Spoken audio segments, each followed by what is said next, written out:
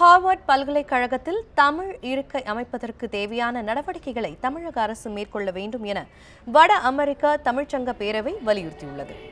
சென்னை தியாகராய நகரில் தமிழிசை விழா நடைபெற்றது. இதில் பல்வேறு பள்ளிகளை சேர்ந்த மாணவிகள் தமிழ் பாடல்களை இசைத்தனர்.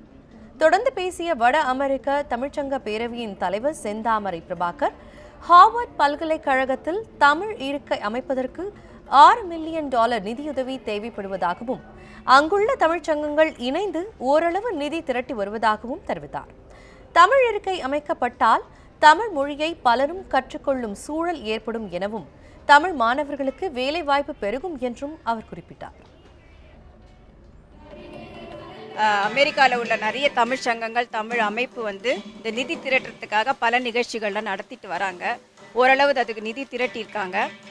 வட அமெரிக்க தமிழ்ச்சங்க பேரவையும் அதில் உதவி செஞ்சுட்டு வராங்க. அது ஒரு பகுதியில் அந்த நிதி திரட்டி அவங்க அந்த இதை பண்ணிட்டாங்கன்னா ரொம்ப சிறப்பாக இருக்கும். தமிழக அரசும் இதுக்கு உதவி செஞ்சால் ரொம்ப பேருதவியாக இருக்கும். ஏன்னா இது ஒரு பெரிய தொகை.